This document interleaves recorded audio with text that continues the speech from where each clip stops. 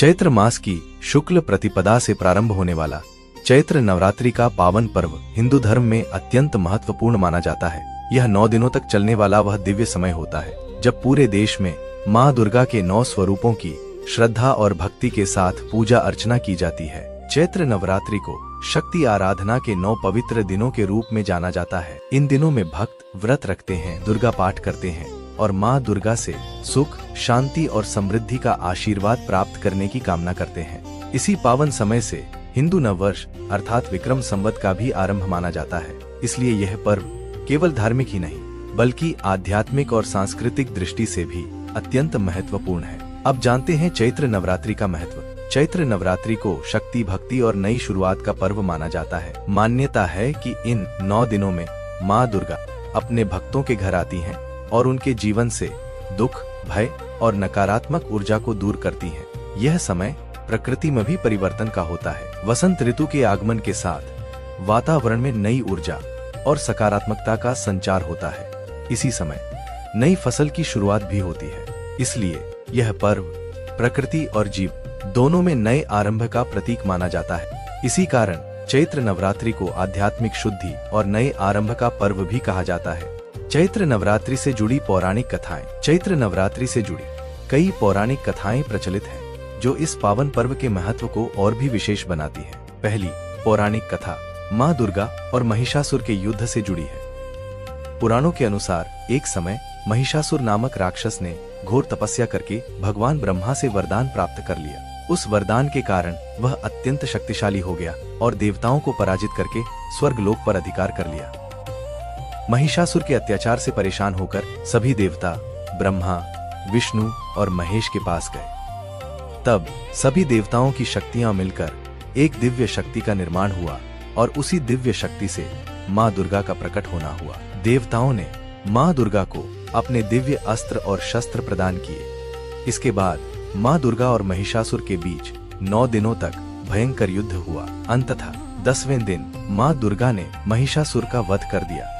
इसी विजय के उत्सव के रूप में नवरात्रि का पावन पर्व मनाया जाता है। अब बात करते हैं दूसरी पौराणिक कथा की। दूसरी पौराणिक कथा के अनुसार चैत्र नवरात्रि का संबंध सृष्टि की शुरुआत और हिंदू नववर्ष से भी जुड़ा हुआ है।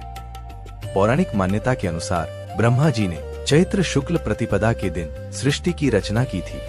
इसीलिए इस दिन को नए संवत्सर अर्थात हिंदू नववर्ष की शुरुआत माना जाता है। सृष्टि के आरंभ में देवताओं ने आदिशक्ति माता दुर्गा की उपासना की ताकि संसार में संतुलन, शक्ति और धर्म की स्थापना बनी रहे। इसी कारण चैत्र मास के पहले 9 दिनों में देवी दुर्गा के 9 स्वरूपों की पूजा की जाती है जिसे हम नवरात्रि के रूप में मनाते हैं। अब जानते हैं तीसरी पौराणिक कथा। तीसरी पौराणिक कथा के अनुसार चैत्र नवरात्रि का संबंध भगवान श्री राम से भी माना जाता है। जब भगवान श्री राम माता सीता को रावण के चंगुल से मुक्त कराने के लिए लंका जाने वाले थे, तब उन्होंने युद्ध से पहले आदिशक्ति माँ दुर्गा की आराधना की। कहा जाता है कि भगवान श्री राम ने 9 दिनों तक पूरे विधि विधान के साथ माँ दुर्गा की पूजा की। उनकी भक्ति से प्रसन्न होकर माँ दुर्गा ने उन्हें विजय का आशीर्वाद दिया। माँ दुर्गा के आशीर्वाद से भगवान श्री राम ने रावण पर विजय प्राप्त की और अधर्म पर धर्म की स्थापना की। इसी कारण नवरात्रि को शक्ति की आराधना और विजय का प्रतीक भी माना जाता है। अब जानते हैं चैत्र नवरात्रि से जुड़ी माँ दुर्गा के वाहन के विषय में प्रचलित महत्वपूर्ण मान्यता के बारे में।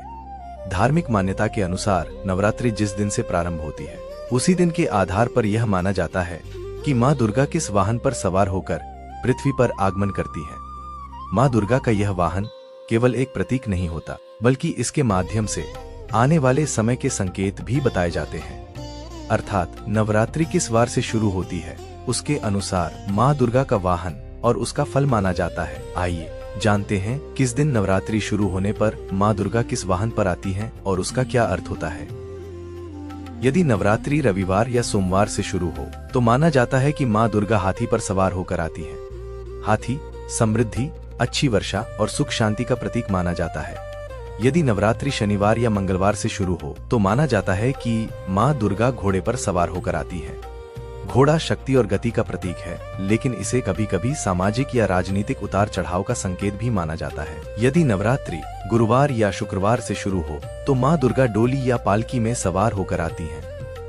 पालकी प्राकृतिक परिवर्तन या कुछ चुनौतियों का प्रतीक मानी जाती है, और यदि नवरात्रि बुधवार से शुरू हो तो माना जाता है कि माँ दुर्गा नाव पर सवार होकर आती हैं।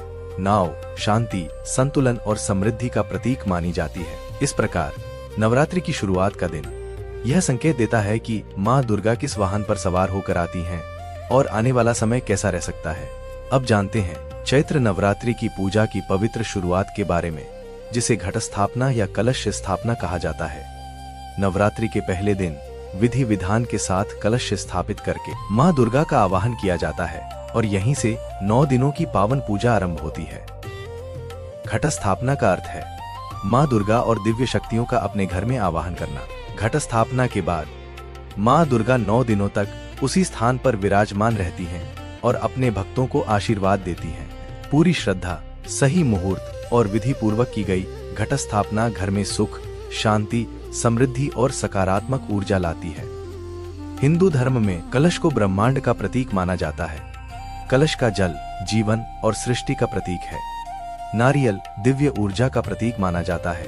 आम या अशोक के पत्ते प्रकृति और पंचतत्व का प्रतिनिधित्व करते हैं, और जौ या गेहूं समृद्धि तथा उन्नति के प्रतीक माने जाते हैं। इसी कारण नवरात्रि में घट स्थापना करना अत्यंत शुभ और मंगलकारी माना जाता है। घट स्थापना से पहले कुछ महत्वपूर्ण बातों का ध्यान रखना आवश्यक है। सबसे पहले सुबह जल्दी उठकर स्नान करें और पूजा स्थान को गंगाजल या शुद्ध जल से शुद्ध करें। घर की उत्तर पूर्व दिशा, जिसे ईशान कोण कहा जाता है, पूजा के लिए सबसे शुभ मानी जाती है। एक चौकी पर लाल या पीला कपड़ा बिछाकर उस पर माता दुर्गा की मूर्ति या चित्र स्थापित करें। घट स्थापना के लिए कुछ पूजन सामग्री की आवश्यकता होती है, जैसे मिट्टी का पात्र, साफ मिट्टी, जौ या गेहूं, तांबे या पीतल का कलश, गंगाजल, सुपारी, अक्षत यानी चावल, एक सिक्का, आम या अशोक के पत्ते, नारियल, लाल कपड़ा या चुनरी, मौली, कुमकुम और पूजा के लिए फूल, धूप, दीप तथा प्रसाद। अब जानते हैं जौ बोने की विधि। सबसे पहले मिट्टी के पात्र में मिट्टी की एक परत डालें, फिर उसमें जौ या गेहूं के बीज डालें। इसके बाद मिट्टी और जौ की 2 या 3 परतें बनाएं और हल्का सा जल छिड़क दें। नवरात्रि के 9 दिनों में इन जौ के अंकुर धीरे धीरे बढ़ते हैं, जिन्हें समृद्धि और शुभता का प्रतीक माना जाता है। अब जानते हैं कलश तैयार करने की विधि। सबसे पहले कलश को अच्छी तरह साफ करें, फिर कुमकुम से उस पर स्वास्तिक चिन्ह बनाएं। इसके बाद कलश पर 5 कुमकुम के तिलक लगाएं और उसके गले में मौली बांध दें। अब कलश में डालें गंगाजल, सुपारी, अक्षत यानी चावल, हल्दी की गांठ और एक सिक्का। इसके बाद कलश के मुख पर 5 या 7 आम या अशोक के पत्ते रखें और उन पर कुमकुम का तिलक लगाएं। अब एक नारियल को लाल कपड़े या चुनरी में लपेटकर मौली से बांधें। नारियल का जो हिस्सा पेड़ से जुड़ा होता है और जिसमें 3 छोटे चिन्ह दिखाई देते हैं, उसे नारियल का मुख कहा जाता है। कलश पर नारियल रखते समय ध्यान रखें कि नारियल का मुख भक्त की ओर रहे। ऐसा करने से माना जाता है कि देवी माँ की कृपा भक्त की ओर प्रवाहित होती है। इसके बाद नारियल को कलश के ऊपर स्थापित कर दें। अब हाथ में जल, अक्षत और पुष्प लेकर संकल्प करें। संकल्प मंत्र है मम उपात समस्त दुरितक्षय द्वारा श्री दुर्गा प्रीत्यर्थम चैत्र नवरात्रि व्रतम अहं करिष्ये। अर्थात मैं अपने सभी पापों के नाश और माँ दुर्गा की कृपा प्राप्त करने के लिए यह नवरात्रि व्रत कर रहा हूँ। अब माता दुर्गा का आवाहन करें। आवाहन मंत्र है ओम ऐ ह्रीं क्लीं चामुंडायै विच्चे आगच्छ आगच्छ मम गृहे प्रतिष्ठा भव, या ओम दुं दुर्गायै नमः मम गृहे आगच्छ आगच्छ मम पूजा गृहान। इसके बाद पूजा की शुरुआत सबसे पहले भगवान गणेश के ध्यान से करें। फिर माता दुर्गा को फूल, धूप, दीप, अक्षत, कुमकुम, फल और मिठाई अर्पित करें और अंत में श्रद्धा और भक्ति के साथ माता रानी की आरती करें। नवरात्रि के दौरान कई भक्त अखंड ज्योत भी जलाते हैं। यह दीपक पूरे 9 दिनों तक जलता रहता है और इसे देवी शक्ति की उपस्थिति का प्रतीक माना जाता है। नवरात्रि के इन पवित्र दिनों में प्रतिदिन दुर्गा सप्तशती का पाठ, दुर्गा चालीसा, देवी सूक्त या दुर्गा मंत्र का जप करना अत्यंत शुभ माना जाता है। माँ दुर्गा के मंत्र का कम से कम 108 बार जप करना विशेष फलदायी माना जाता है। अब जानते हैं नवरात्रि व्रत के नियमों के बारे में। नवरात्रि के पवित्र दिनों में व्रत और उपवास रखते समय कुछ नियमों का पालन करना अत्यंत शुभ और फलदायी माना जाता है। सबसे पहले सुबह जल्दी उठकर स्नान करें और स्वच्छ तथा सात्विक वस्त्र धारण करें। इसके बाद श्रद्धा और भक्ति के साथ माँ दुर्गा की पूजा और आराधना करें। नवरात्रि के दौरान कई भक्त पूर्ण उपवास रखते हैं, जबकि कुछ लोग फलाहार व्रत का पालन करते हैं। फलाहार व्रत में दिन भर फल, दूध, दही, मेवा और व्रत के अनाज जैसे कुट्टू या सिंघाड़े के आटे से बने भोजन का सेवन किया जाता है। इन 9 दिनों में सात्विक भोजन और संयम का विशेष महत्व होता है, इसलिए तंबाकू, मांस, मदिरा, कॉफी, प्याज और लहसुन जैसे तामसिक पदार्थों से दूर रहना चाहिए। नवरात्रि के दौरान क्रोध, अपशब्द और नकारात्मक विचारों से भी दूर रहना चाहिए। मन को शांत रखते हुए अधिक से अधिक समय ध्यान, जप और भक्ति में बिताना चाहिए। शाम के समय घर के मुख्य द्वार या मंदिर में दीपक जलाना अत्यंत शुभ माना जाता है, क्योंकि यह घर में सकारात्मक ऊर्जा और देवी कृपा का प्रतीक माना जाता है। इन पवित्र दिनों में शुद्धता, संयम और ब्रह्मचर्य का पालन करने से व्रत का पूर्ण फल प्राप्त होता है और माँ दुर्गा की विशेष कृपा प्राप्त होती है। अब जानते हैं नवरात्रि के 9 पवित्र दिनों के बारे में, जिनमें माँ दुर्गा के 9 दिव्य स्वरूपों की पूजा की जाती है। नवरात्रि के प्रत्येक दिन देवी का एक अलग रूप पूजा जाता है और उस दिन विशेष रंग और भोग अर्पित किया जाता है। नवरात्रि का पहला दिन माँ शैलपुत्री को समर्पित होता है। माँ शैलपुत्री पर्वतराज हिमालय की पुत्री हैं और स्थिरता तथा शक्ति का प्रतीक मानी जाती है। इस दिन का शुभ रंग है पीला। इस दिन माँ को घी का भोग अर्पित किया जाता है, जिससे स्वास्थ्य और ऊर्जा की प्राप्ति होती है। मंत्र है ओम देवी शैलपुत्र्यै नमः। नवरात्रि का दूसरा दिन माँ ब्रह्मचारिणी को समर्पित होता है। माँ ब्रह्मचारिणी तप, त्याग और साधना की देवी मानी जाती है। इस दिन का शुभ रंग है हरा। इस दिन माँ को मिश्री या शक्कर का भोग अर्पित किया जाता है। मंत्र है ओम देवी ब्रह्मचारिण्यै नमः। नवरात्रि के तीसरे दिन माँ चंद्र घंटा की पूजा की जाती है। माँ चंद्र घंटा के मस्तक पर अर्धचंद्र घंटा के समान सुशोभित होता है। इनकी पूजा से भय और नकारात्मक शक्तियाँ दूर होती हैं। इस दिन का शुभ रंग है ग्रे। इस दिन माँ को दूध या दूध से बनी मिठाई का भोग अर्पित किया जाता है। मंत्र है ओम देवी चंद्रघंटायै नमः। नवरात्रि का चौथा दिन माँ कुष्मांडा को समर्पित होता है। मान्यता है कि माँ कुष्मांडा ने अपनी दिव्य मुस्कान से पूरे ब्रह्मांड की रचना की थी। इस दिन का शुभ रंग है नारंगी। इस दिन माँ को मालपुआ का भोग अर्पित किया जाता है। मंत्र है ओम देवी कुष्मांडाय नमः। नवरात्रि के 5वें दिन माँ स्कंदमाता की पूजा की जाती है। ये भगवान कार्तिकेय की माता है और मातृत्व तथा करुणा का प्रतीक मानी जाती है। इस दिन का शुभ रंग है सफेद। इस दिन माँ को केले का भोग अर्पित किया जाता है। मंत्र है ओम देवी स्कंदमातायै नमः। नवरात्रि का छठा दिन माँ कात्यायनी को समर्पित होता है। माँ कात्यायनी साहस और शक्ति की देवी मानी जाती हैं। इस दिन का शुभ रंग है लाल। इस दिन माँ को शहद का भोग अर्पित किया जाता है। मंत्र है ओम देवी कात्यायन्यै नमः। नवरात्रि के 7वें दिन माँ कालरात्रि की पूजा की जाती है। माँ कालरात्रि दुर्गा का उग्र रूप है, जो बुरी शक्तियों का नाश करती है। इस दिन का शुभ रंग है नीला। इस दिन माँ को गुड़ का भोग अर्पित किया जाता है। मंत्र है ओम देवी कालरात्र्यै नमः। नवरात्रि के 8वें दिन माँ महागौरी की पूजा की जाती है। माँ महागौरी का स्वरूप अत्यंत शांत, पवित्र और सौम्य माना जाता है। इस दिन का शुभ रंग है गुलाबी। इस दिन माँ को नारियल का भोग अर्पित किया जाता है। मंत्र है ओम देवी महागौर्यै नमः। नवरात्रि के 9वें और अंतिम दिन माँ सिद्धिदात्री की पूजा की जाती है। माँ सिद्धिदात्री सभी सिद्धियां और दिव्य शक्तियां प्रदान करने वाली देवी मानी जाती हैं। इस दिन का शुभ रंग है बैंगनी। इस दिन माँ को हलवा, पूरी और काले चने का भोग अर्पित किया जाता है। मंत्र है ओम देवी सिद्धिदात्रीयै नमः। अब जानते हैं दुर्गा सप्तशती पाठ का महत्व। नवरात्रि के दौरान दुर्गा सप्तशती का पाठ करना अत्यंत शुभ और फलदायी माना जाता है।